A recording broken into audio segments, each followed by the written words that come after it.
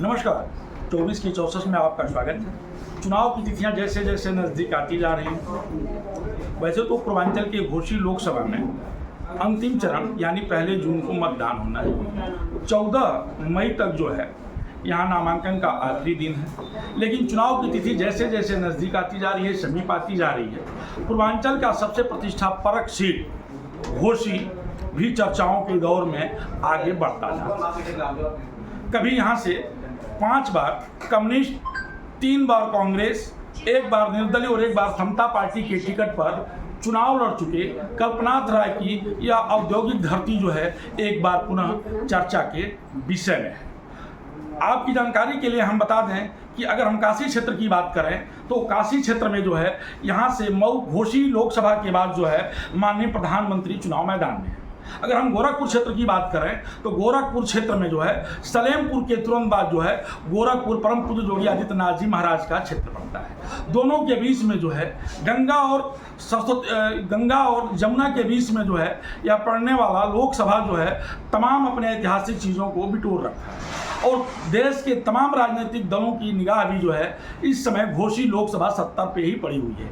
इसी क्रम में जो है मूल निवासी समाज पार्टी के राष्ट्रीय अध्यक्ष जो है संजय भारद्वाज जी जो हैं आज लीलावती भारद्वाज को जो है अपना यहाँ से प्रत्याशी बनाए हैं। सवाल ये नहीं पैदा होता है कि लीलावती भारद्वाज यहाँ से प्रत्याशी बनी है, सवाल यह है कि तमाम ऐसे चर्चित चेहरे जो राजनीति के इर्द गिर्द घूमा करते हैं, जिनके इर्द गिर्द होकर के पूर्वांचल की राजनीति जाती है, जिसमें एक बड़ा चेहरा जो है आता है गोपाल निषाद का, जो फुल्लन सेना का राष्ट्रीय अध्यक्ष हैं और कांग्रेस के टिकट पे चुनाव भी लड़ चुके हैं। पेशे से एक अच्छे वकील भी हैं और कई सामाजिक आंदोलनों में बढ़ चढ़ करके भाग लिए हैं। अगर हम गोपाल निषाद की बात करें तो गोपाल निषाद ने जो है 54 दिन तक लगातार जो है इस जनपद में सरकार के खिलाफ बड़ा धरना प्रदर्शन और आंदोलन किया था।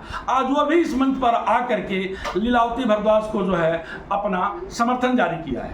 तो आइए हम बारी बारी से सभी नेताओं से बातचीत करते हैं कि 2024 के लोकसभा के चुनाव में आपकी नीतियाँ क्या हैं। तमाम बिंदुओं पे चर्चा होगी। तो हमारे साथ जो है राष्ट्रीय अध्यक्ष जी जुड़ चुके हैं। जी आपका हिंदुस्तान कवरेज में बहुत बहुत स्वागत है। बहुत बहुत धन्यवाद। ओम प्रकाश राजभर जी जो है राजभर समाज के बड़े नाम और बड़े चेहरा हैं। ओम प्रकाश राजभर और महेंद्र राजभर मिल करके जो है भारतीय समाज पार्टी सुहेल देव की स्थापना की थी। महेंद्र जी अलग हो गए और अपने एक नए दल का गठन कर लिया।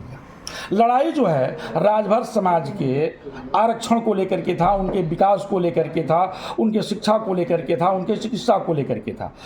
ओम प्रकाश जी को सत्ता भी मिला, मंत्री भी बने और उनके लड़के अरविंद राजभर जी घोसी लोकसभा में चुनाव मैदान में हैं। फिर ऐसी क्या ज़रूरत पड़ गई कि आपने जो है मूल निवासी समाज पार्टी का गठन किया?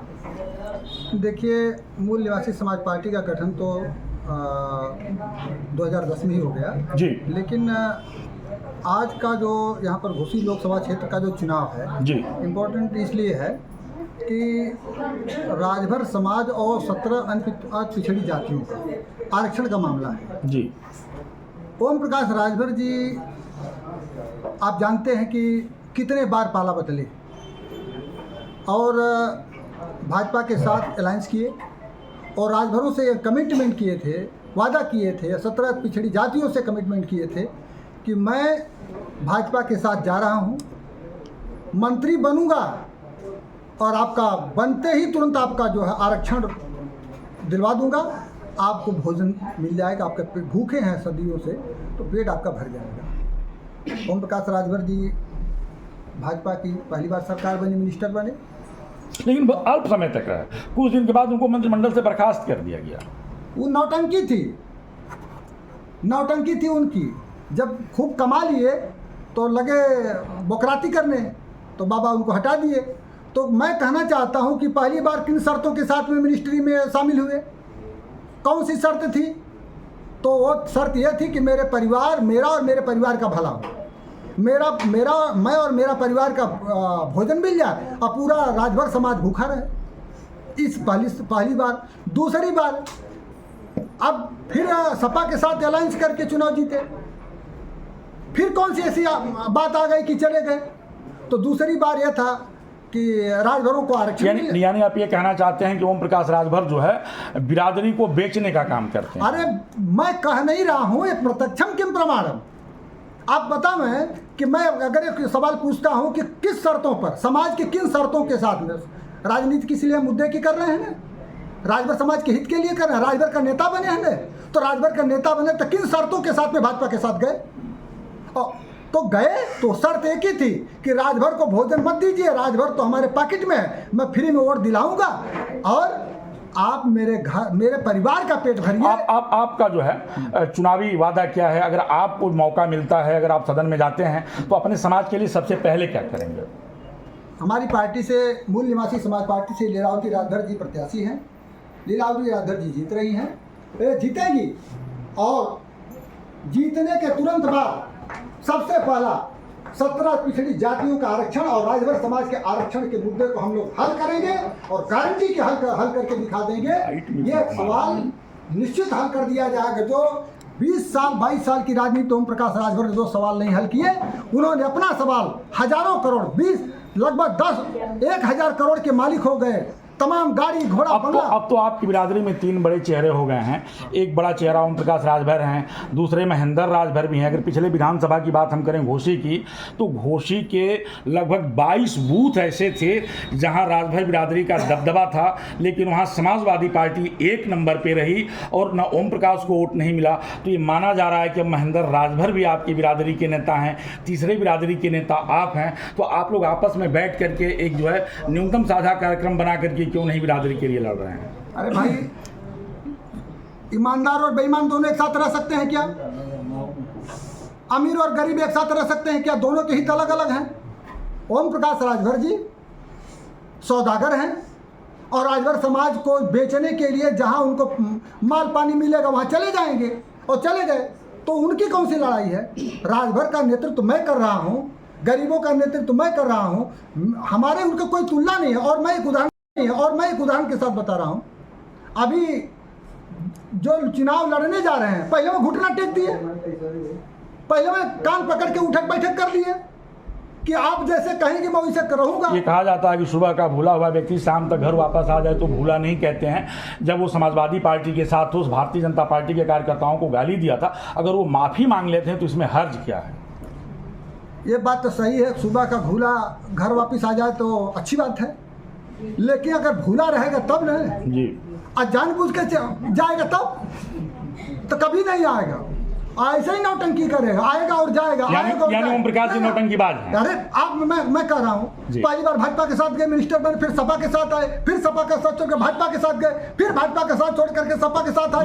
यानी 4 जून के बाद की गारंटी नहीं है कि वो भाजपा में रहेंगे ही। अरे मैं लिख के दे रहा हूँ और यहीं पर मैं इंटरव्यू आपको दूंगा।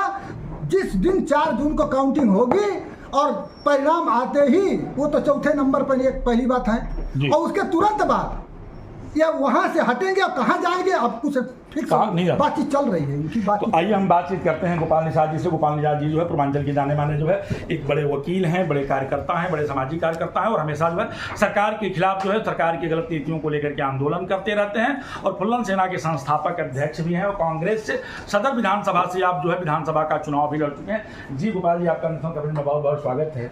आज जो है आप मूल निवासी समाज पार्टी के मंच पर बैठे हैं, आपका समर्थन है क्या? फुल्लन सेना का पूरा समर्थन जी। सिर्फ घोसी लोकसभा में या पूरे राष्ट्रीय स्तर पर जहां प्रत्याशी लड़ रहे हैं? अभी तो फिलहाल घोसी लोकसभा में। ऐसी कौन सी परिस्थिति आ गई कि आपने घोसी लोकसभा में समर्थन जारी कर दिया? देखिए, सत्ता के साथ तो हम रहेंगे नहीं जी। दूसरी चीज, जब एकता मंच बना था, एकता मंच में जितने भी पार्टी के लोग, जनवादी पार्टी या जन अधिकार पार्टी या फुल्लन सेना, जो भी लोग थे, सबको इन्होंने अपने लिए यूज किया। यूज करने के बाद फिर थ्रो कर दिया। तो सारे घटक दल के लोग मूल निवासी पार्टी के साथ रहेंगे और तो आप सुन रहे थे गोपाल निषाद जी को। गोपाल निषाद जी का स्पष्ट कहना था कि ये सारे घटक दल जो है कहीं न कहीं जो है भारतीय जनता पार्टी के साथ रह करके काम कर चुके हैं। जब वो सत्ता में आती है तो इन तमाम समाज के लोगों का जो है शोषण करके इन्हें छोड़ दिया जाता है। इसको लेकर के जो है सभी लोगों ने जो है एक तीसरा मंच बनाया, एक तीसरा जो है संगठन बनाया और उस संगठन के तहत जो है घोसी लोकसभा 70 में जो है लीलावती राजभर को जो है अपना समर्थन जारी किया गया है। मुरली मनोहर के साथ प्रिंस की खास रिपोर्ट। रिपोर्ट। आप बने रहिए मेरे साथ और देखते रहिए राजनीतिक चर्चा। धन्यवाद। एक आप लोग समाज संगठन उनका व्यक्तिगत ले लो। आप संजय कनौजिया जी, दीपक राज जी, अच्छा। हाँ, समर्थन देने वाले हैं।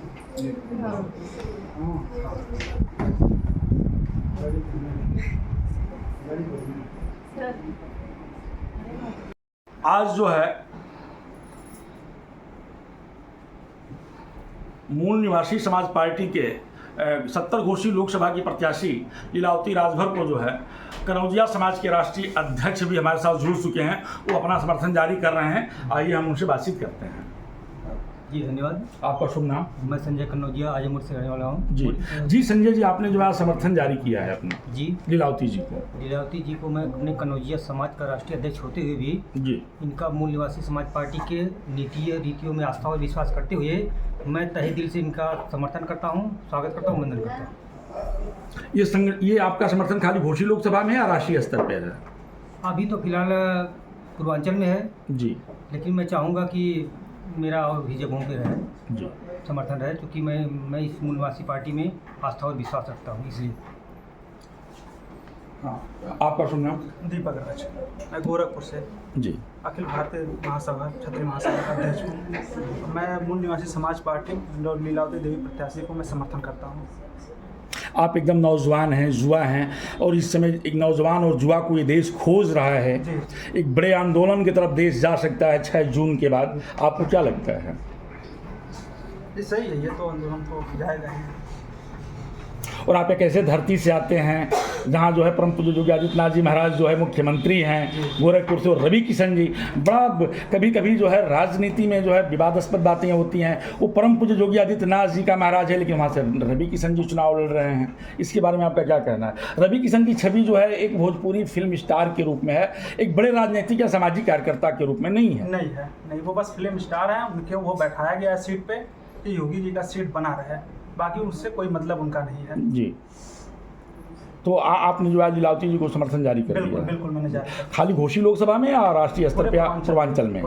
जी, तो आप सुन रहे थे तमाम जो है राजनीतिक दल के लोग जो हैं जो है आज लीलावती राजभर को अपना समर्थन जारी किया हुआ है। आइए हम इनसे भी बात करते हैं। ब्रजेश जी, आपका नेशनल कवरेज में बहुत बहुत स्वागत है। आपने 70 घोषी लोकसभा में जो है समर्थन जारी कर दिया है लीलावती कुशवाहा जी को। जी। इसके बारे में आपका क्या कहना है? मेरा यही कहना है कि मेरे समाज के यहाँ घोषी 70 लोकसभा में जो भी लोग वो लीलावती राजभर मूल समाज पार्टी का समर्थन सब लोग करें, यही मेरा। लेकिन भारतीय जनता पार्टी में एक बड़ा चेहरा जो है बीजेपी में है, जो कभी भारत सरकार में मंत्री भी हुआ करते थे, बिहार के रहने वाले हैं। भारतीय उनका कोई इधर पूर्वांचल में कोई अस्तित्व नहीं है जी। तो हम लोग यही चाहते हैं कि लीलावती राजभर का भरपूर समर्थन हो और वो जीतेंगे। धन्यवाद। तो आप देख रहे थे आज तमाम राजनीतिक दल के लोगों ने जो है लीलावती राजभर को जो है अपना समर्थन किया है। हम 1 मिनट की बाइट जो है लीलावती जी से भी लेंगे, जो कि 70 घोषी लोकसभा से जो है प्रत्याशी हैं। अगर आप चुनाव जीतती हैं तो सबसे पहले घोषी लोकसभा में क्या करेंगी, इन तमाम बिंदुओं पर चर्चा करेंगे। जी, आपका नेशनल कवरेज में बहुत बहुत स्वागत है। सबसे पहले तो आपको जो है मूल निवासी समाज पार्टी ने जो है अपना प्रत्याशी घोषी से बनाया है, और यहाँ की डगर बहुत कठिन है, पनघट की डगर, इसलिए कि यहाँ जो है ओम प्रकाश राजभर के लड़के जो है अरविंद राजभर जी चुनाव मैदान में हैं। तो अस्तित्व की भी लड़ाई है कि आखिर राजभर समाज किसको अपना नेता मानेगा। आपको क्या लगता है कि आपके समाज का आपको वोट मिलेगा? पहले तो मैं राष्ट्रीय अध्यक्ष जी सभी लोगों को मैं धन्यवाद करती हूँ, आभार प्रकट करती हूँ कि मेरे समर्थन में हैं लोग और मुझे प्रयास कर रहे हैं जीतवाने का और साथ दे रहे हैं, इसका मैं बहुत बहुत धन्यवाद करती हूँ। यानी आपको आपके समाज का वोट मिलेगा? जी मिलेगा। तो आप सुन रहे थे लीलावती राजभर जी को आप स्पष्ट कह रही थी, और एकदम जो है उत्साह से लवरेज भी थी। आपका स्पष्ट कहना था कि ओम प्रकाश के लड़के को नहीं बल्कि हमको वोट मिलेगा, और मैं समाज की नेता हूं, और जीतने के बाद समाज के लोगों के लिए मैं काम करूंगी। मुरली मनोहर के साथ प्रिंस की खास रिपोर्ट। आप बने रहिए मेरे साथ और देखते रहिए नेशनल कवरेज।